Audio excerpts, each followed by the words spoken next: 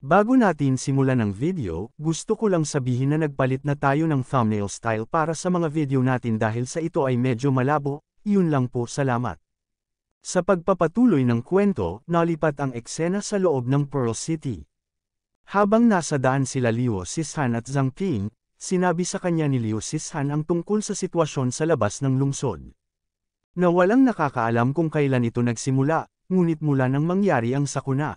Ang mga mutated beast ay laganap na at ang mga nakaligtas ay walang pagpipilian kundi ang magtayo ng mga pader upang protektahan ang maliit na natitira, at sa paglalakbay ay napakapanganib at ang pagmamapa sa labas ng mundo ay nahulog sa pangkat ng pagsisiyasat at isang maliit na bilang ng mga independenteng awakened. Ayon sa pinakabagong intel ng investigation team, ang mga lugar sa paligid ng Pearl City na may pinakamababang konsentrasyon ng mga mutated beast ay ilang mga nayon at ilang mga ganid. At ang mas malayo ay ang dagat, dahil sa pagkakaroon ng apex-level mutant beast sa dagat, wala pang nag-explore at hindi rin nila alam kung may iba pang lungsod sa kabila nito, kaya naman, ano kaya ang nasa kabila ng dagat na iyon? Matapos iyon, nakabalik na sila Zhang Ping at Liu Sishan sa Pearl City, at tinanong niya ang isang miyembro ng Purge Squad kung ano ang sitwasyon sa loob ng mga pader ng lungsod ngayon. Ipinaliwanag ng lalaki na ginamit nila ang Illusory Light Celestial Curtain upang subaybayan ang lahat sa Pearl City, at walang karaniwang aktibidad mula sa mga Celestial Fox hanggang kagabi. At ang low hanggang mid-level na mga Celestial Fox sa kalye ng Craftsman ay lumabas lahat. At sila ay pumunta doon upang harapin ang mga ito, ngunit ito pala ay isang bitag. Dahil sa naruroon din ang pinuno ng kanilang kalaban, at ang team leader na si Jinbo ay malubhang nasugatan habang sila ay pinuprotektahan sa kanilang pag-urong, at gusto ng kanilang kapitan, na si Liu Sishan ang pumalit sa mga responsibilidad ng kanilang team leader sa ngayon, at manguna sa koponan upang panatilihing ligtas ang Pearl City. Nang marinig ni Liu Sishan ang paliwanag ng lalaki ay pumayag siya sa gustong mangyari ng kanilang team leader.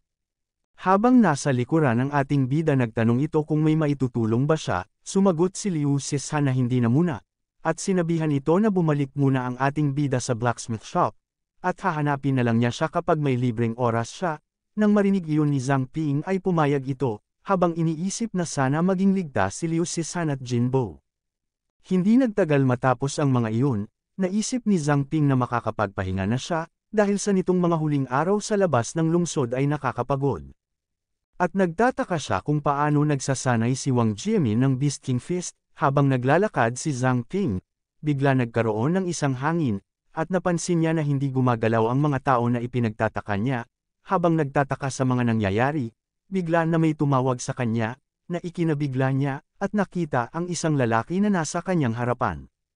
Kaya naman ay agad niya itong sinuri ngunit maraming beses na nabigo, bago siya nagtagumpay na ito ay masuri. Ayon sa system ang target ay gumagamit ng hidden identity, nagtaka naman si Zhang Ping sa stats ng lalaki dahil sa puro ito question mark. Bigla namang nagsalita ang lalaki at tinanong nito kung hindi ba makita ni Zhang Ping, dahil sa alam nito na sinusubukan ng ating bida na alamin ang mga kakayahan niya, gayunpaman ay pinupuri siya ng lalaki dahil kahit ang isang high-level analysis awakened ay magagamit lamang ang kanilang kakayahan ng wala pang 10 beses sa isang araw, gayunpaman, si Zhang Ping ay walang ganoong limitasyon. Naisip naman ni Zhang Ping na inutusan niya ang kanyang katawan na magsuri ng pilit, kaya naman ay magagamit niya ito ng walang katapusan, ngunit napatanong siya sa kanyang isipan kung paano ito nalaman ng lalaki, dagdag niya pa sa kabila ng matahimik na ekspresyon nito, ang aura naman na ipinapalabas nito ay nagpapalamig sa kanyang gulugod. Matapos ang kanyang pag-iisip tinanong niya ito kung ano ang maitutulong niya, sumagot ang lalaki na magsasaya sila. Nang marinig iyon ni Zhang Ping naisip niya na isa itong problema. Habang hindi gumagalaw ang ating bida, tinanong siya ng lalaki kung hindi ba siya aatake. Sumagot si Zhang Ping na wala siyang dahilan para labanan ito. Nang marinig iyon ng lalaki ay tinanong niya si Zhang Ping na di ba ay gusto nito na lumakas. Dagdag niya pa kung biro lang ba ang pangakong ipaghihiganti niya si Su Jingyao. Nang marinig iyon ni Zhang Ping tila nagalit siya sa sinabi ng lalaki at mabilis na sumalakay dito, habang sinasabi sa lalaki na sabihin niya ulit iyon, at mabilis na umatake. Ngunit ang kanyang atake ay hindi tumama sa lalaki at napatanong kung special rift ba ang ginamit nito. Napansin niya naman na nasa likuran niya na ang lalaki at naisip na teleportation ang ginamit nito. Matapos iyon ay mabilis niyang inatake ang lalaki ngunit walang kahirap-hirap lang ito na sinalo ng lalaki habang sinasabi niya kay Zhang Ping na kailangan pa nito ng bilis, nagtanong naman si Zhang Ping kung talaga ba. Ngunit habang nangyayari iyon ay naghahanda na pala siya ng kakayahan niya sa Fire Devourer, at hindi nagtagal ay mabilis niya itong inatake ng Fire Devourer Flame Bind, matapos niyang atakihin ang lalaki ay nagtaka siya dahil sa parang may hindi tama.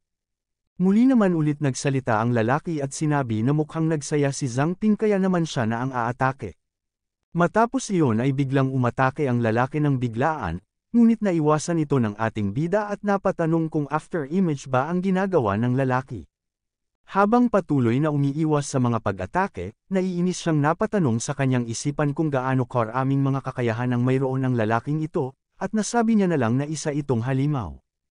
Napagdesisyonan naman ng ating bida na gamitin na ang panibago niyang kakayahan na Nether Mist at ginawa itong kalasag upang harangin ang mga pag-atake ng lalaki habang unti-unting lumalapit dito, at plano niyang gumawa ng isang pagkukunwaring pag-atake upang lumikha ng isang pambungad.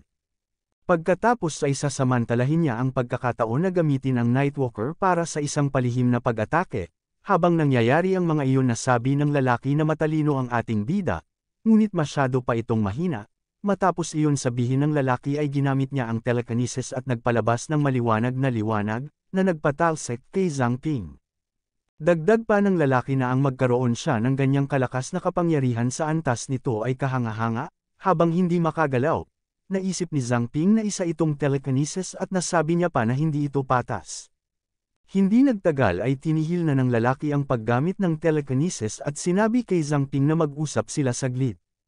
Naisip naman ni Zhang Ping na pinagdaanan niya ang mga problema iyon, para lang subukan siya, dagdag niya pa nasa ibang level ang kapangyarihan ng lalaking ito kumpara kina Jinbo at Liu Sishan, at ang nag-iisa lang sa lungsod na ito na may ganoong kalakas na kapangyarihan ay ang kapitan ng Purge Squad. Matapos iyon ay tumayo si Zhang Ping at nagbigay galang sa lalaki, tinanong niya rin ito kung ano ang itatawag niya sa kanya, sinabi naman ng lalaki na naglaro lang naman sila.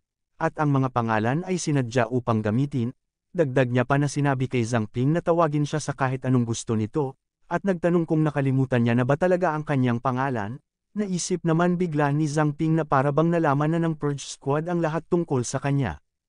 Pero bakit ganito pinakita ni Sito Shibai ang kanyang sarili, at ano ang layunin nito? Matapos ang kanyang mga iniisip tinanong niya ito kung ano ang nagdala sa kanya dito. Sinabi naman ni Mr. Shibai kay Zhang Ping na mas mabuting wag itong masyadong mag-isip bago niya matutunang hadlangan ang iba sa pagbabasa ng isip nito. Matapos ang mga sinabi ni Mr. Shibai, nagsimula nitong sabihin na sa loob ng 2 siglo mula noong siya ay dumating, ang Pearl City ay hindi nakakita ng anumang unlimited level, na gumagamit ng mga kakayahan hanggang ngayon. Kaya naman paanong hindi mapupukaw ang kanyang kuryosidad? Nagulat naman si Zhang Ping nang marinig iyon at tinanong si Mr. Shibai kung sinasabi ba nito na isa siyang unlimited level awakened, dagdag niya pa ano ang ibig sabihin nito, dahil sa akala niya ay apex level ang pinakamataas na antas lang ang maaabot ng isang awakened at ganun din sa mga kakayahan. Ipinaliwanag ni Mr. Shibai na kahit gaano man kalakas ang isang awakened, nakatali sila sa iisang kakayahan para sa kanilang buong buhay, ngunit maaaring maputol ng mga unlimited level awakened ang mga kadena na iyon. Maaari nilang alisin ang limitasyon sa bilang ng mga kakayahan at patuloy na pukawin ang mga bago, dagdag niya pa may isang bagay na na-curious siya, isang bagay na kailangan niyang malaman. Matapos iyon, tinanong niya si Zhang Ping kung maaari niya bang kopyahin ang kanyang unlimited level na kakayahan, landas ng iba, at ang unlimited level na kakayahan ng contract gem. At syempre hindi niya ito hihilingin na gawin ng walang kapalit, at anuman ang maging resulta, may ibibigay siya sa kanya bilang tanda ng pasasalamat, at sasagutin niya ang anumang magiging tanong ng ating bida. Sinabi naman ng ating bida na paano kung tumanggi siya. Sumagot si Mr. Shibai na welcome siyang gawin iyon, pero baka gusto niya munang makita ang regalo niya. Pinakita naman ni Mr. Shibai ang regalo na tinutukoy niya at ipinaliwanag niya na ang bracelet na ito ay tinatawag na Golden Treasury. Ito ay isang piraso ng kagamitan na medyo nagamit niya noong araw. Naglalaman ito ng kasanayan sa loob nito at ito ay isang imbakan, at naniniwala siya na naiintindihan ng ating bida kung ano ang ibig sabihin nito. Nang makita ni Zhang Ping ang Golden Treasury sinabi niya na masyadong mapagbigay si Mr. Shibai. At sa kanyang isip-isip na kailangan niya talaga ang isang storage space. Hiniling naman ni Mr. Shibai na iabot ni Zhang Ping ang kanyang mga kamay. Hindi nagtagal ay sinusubukan ni Mr. Shibai na kopyahin ang kakayahan ng ating bida, at makalipas lamang ang ilang sandali ay natapos na subukan ni Mr. Shibai na kopyahin ang kakayahan ng ating bida, habang naitanong ni Zhang Ping kung ayun lang ba. Sumagot naman si Mr. Shibai na oo, at ipinaliwanag niya na hindi niya nakopya ang kakayahan niya, kahit na ang kanyang derivative ability ay hindi niya dinagawang kopyahin, kaya nasabi niya na espesyal talaga ang ating bida. Matapos iyon ipaliwanag ni Mr. Shibai ay inabot niya ang bracelet upang ibigay sa ating bida, na ipinagpasalamat ni Zhang Ping. Matapos ibigay sa kanya ang bracelet, agad niya itong sinuri at nagsimula ang pag-playback. Matapos ang pagsusuri ng ating bida ay nagsimula lumabas ang mga nangyari kung paano ang proseso ng paggawa ng bracelet, at nalaman niya na gumamit ng buhay ng tao sa paggawa ng espesyal na kagamitang ito, kaya nasabi niya na lang na ang mga ganitong gawain ay masyadong malupit. Kaya tinanong niya si Mr. Shibai kung totoo bang lahat ng espesyal na kagamitan ay ginawa sa ganitong malupit na paraan. Ipinaliwanag naman ni Mr. Shibai na ito ay naging ganito sa loob ng 2 siglo, at kahit ngayon ay tahasang ipinagbabawal ito, mayroon pa ring mga kriminal na lihim na nagsasakripisyo ng mga tao para sa mga bagay. Noong una, gusto niyang sirain ang bracelet na ito, ngunit ngayon ito ay pagmamay-ari na ni Zhang Ping. At marahil ay magagamit ito ni Zhang Ping upang mabigyan ng hustisya ang mga karapat-dapat dito, kaya't ang mga nawawalang kaluluwa na ginamit sa paggawa ng bracelet na ito ay makapagpahinga sa kapayapaan. Naitanong naman ni Zhang Ping kung ano ang Pearl City noong 200 taon na ang nakalilipas, kung ang lahat ba ay tinatrato ng ganito at kung ang kanilang mga buhay ay tossed aside kaya casual. Kinumpirma naman ito ni Mr. Shibai at nagsimulang magpaliwanag na 200 taon na ang nakalipas. Ang Beast Taming Zoo family ay namuno sa Pearl City na may Iron Fist, at ang lahat ay alipin ng kanilang mga kapritsyo. Wala ditong kinabukasan at pag-asa. Ang mga lalaki ay pinahihirapan araw at gabi para sa mga tipak ng pagkain. At ang mga babae kung mayroon na itong tinataglay na kagandahan ay pinipili bilang mga alipin ng pamilya ng zoo, na nagiging mga laruan para sa mga young master. Mula sa kanilang pagsilang, ang mga bata ay nabibrainwash, at pinipilit na sumumpa ng katapatan sa isang pamilya na itinuturing silang walang iba kundi mga kasangkapan. At ang mga matatandang hindi makapagtrabaho ay ginagamit bilang pagkain. Pagkain para sa mga mutated na alagang hayop ng pamilya zoo. At kung sino man ang gumising ng isang kakayahan, sila ay inaalipin, o sila ay nagiging kasangkapan, mga sakripisyo upang panggatong sa paglikha ng mga kagamitan. Dahil sa maraming krimen ng pamilya zoo, may mga taong may kakayahang tahimik na nagtipon ng lakas at sa huli ay napabagsak ang pamumuno ng pamilya zoo. Matapos ang mga paliwanag na iyon ni Mr. Shibai ay naintindihan ito ni Zhang Ping habang si Mr. Shibai ay tinanong siya kung may itatanong pa ito. Sinabi naman ni Zhang Ping na si Mr. Shibai ay hindi kapanipaniwalang makapangyarihan, kaya bakit hindi niya harapin si Princess Yu at bakit hindi niya palayain muli ang lungsod na ito. Ipinaliwanag ni Mr. Shibai na hindi naman sa ayaw niya, kundi sa hindi niya lang kaya. Ngunit baka isipin ni Zhang Ping na mahina ang depensa ng Pearl City, na sila ay ganap na nahuli ng mga Celestial Fox incursion, ngunit, mali ang mga iyon, ang mga depensa ng Pearl City ay katunayan na hindi kapanipaniwalang matatag, sinusubaybayan at itinataboy ng kanilang investigation team ang mga mutated beasts sa nakapalibot na mga wild. At sila rin ay mayroong purge squad na nakaistasyon malapit sa gate ng lungsod, lihim na humaharap ng mga mutated beast. At pagkatapos ay mayroong banal na artifact ng hari na Sun and Moon Pearl, sa loob mismo ng lungsod. Sa loob ng saklaw ng Sun and Moon, ang lahat ng nabubuhay na nilalang ay pinipigilan ang kanilang kapangyarihan at nalilimitahan sa antas 40. At sinasabi din na kahit na ang isang king level na mutated beast ay sumalakay, ito ay ibababa sa apex level. At siya na walang pag-aalinlangan na pinakamalakas sa apex level, at habang ang mga bagay ay nakatayo. Bago niya pa maituloy ang sinasabi niya ay nagsalita si Zhang Ping at nagtanong kung ang ibig bang sabihin ni Mr. Shibai na may traidor sa kanila. Nang marinig iyon ni Mr. Shibai ay pinuri siya nito dahil sa pagiging matalino niya, dagdag niya pa ang City Lord ay nawawala, at maliban sa kanya ang tanging makakakontrol sa artifact.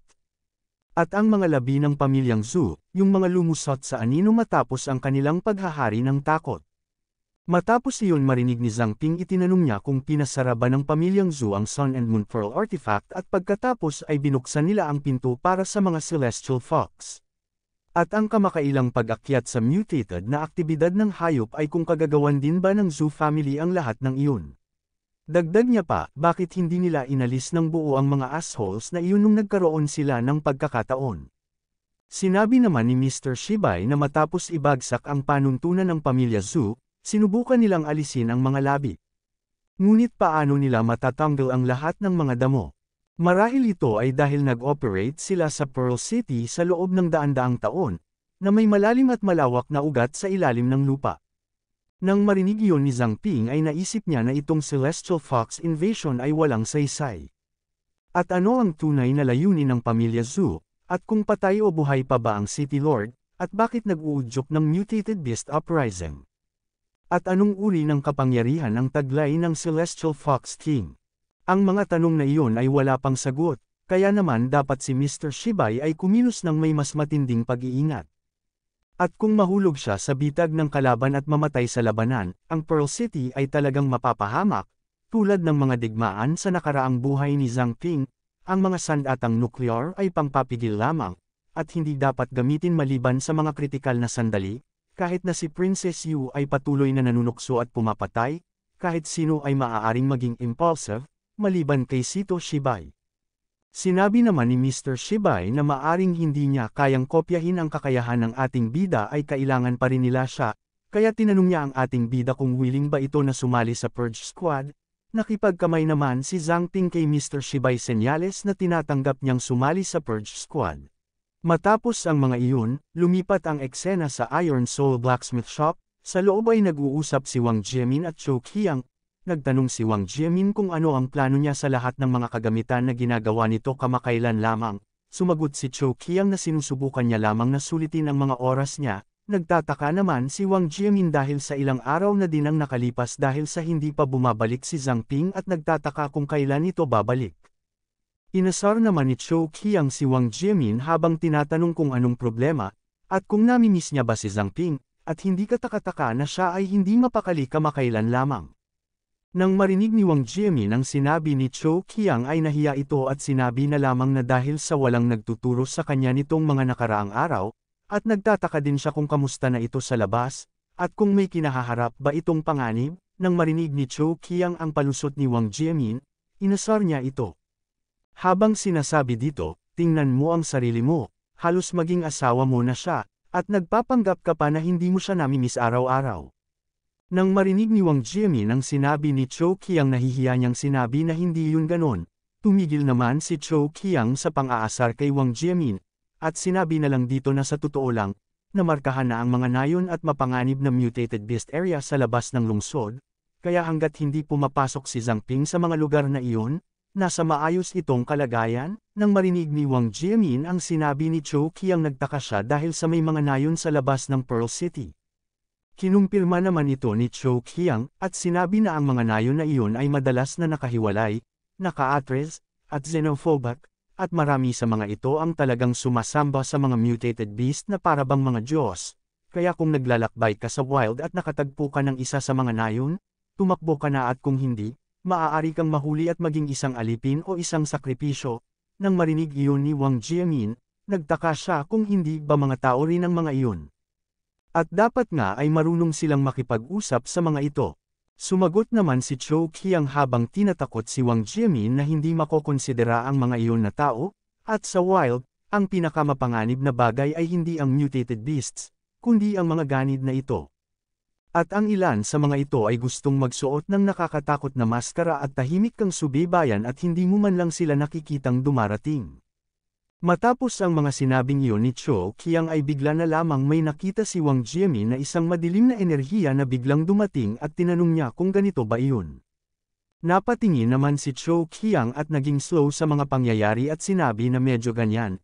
Matapos niyang sabihin ang mga iyon ay nabigla siya nang makita niya ito ng harap-harapan, habang si Wang Jiemin ay natakot at napasigaw. Ngunit ang hindi nila alam ito ang ating bida na si Zhang Ping, ngunit dahil sa nakasuot ng nakakatakot na maskara si Zhang Ping, bigla na lamang siyang sinipa ni Chou Qiang sa kanyang kinabukasan, at napahinto ang kanyang mundo dahil sa ginawa ni Chou Qiang. Pinakita naman ang eksena kanina bago pa man iyon mangyari, naisip niya na umarte na para bang walang nangyari. Balik naman sa kasalukuyan, tinanong siya ni Chou Qiang kung sino ito. Habang nanginginig ang ating bida, sinabi niya sa mga ito na siya ito. Nang malaman ni Chou Qiang na ang ating bida ito, nilapitan niya ito habang sinasabi na bastos talaga si Zhang Ping dahil sa bumalik ito ng walang pasabi at sinubukan pa silang takutin sa nakakatakot niyang pagkilos.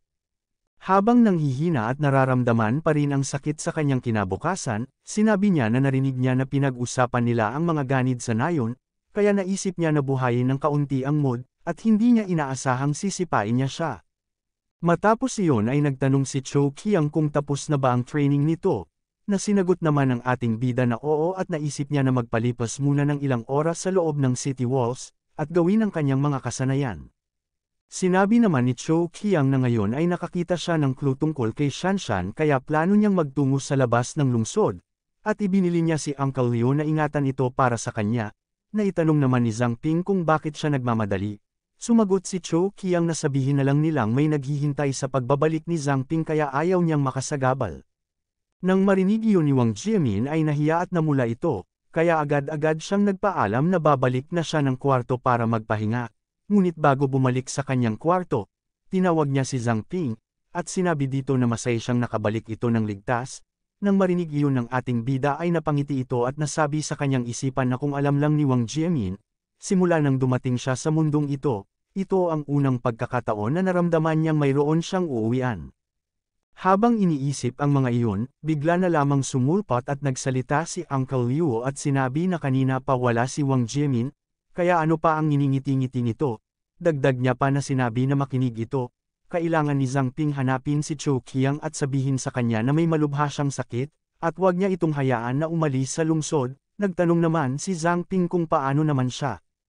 Pinukpok naman siya ni Uncle Liu at sinabi na huwag siyang tignan ng ganyan ni Zhang Ping, dahil sa hindi naman siya katandaan, at tiyak na wala siyang sakit, dahil sa nagpapanggap lang siya.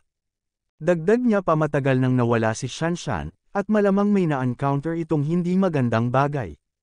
At alam niya ang lakas ng kanyang anak, at si Chou Qiang nais nitong imbestigahan ang kinaroroonan ni Shanshan, ngunit nag-aalala siya na baka sasalubungin din ito ang kamalasan.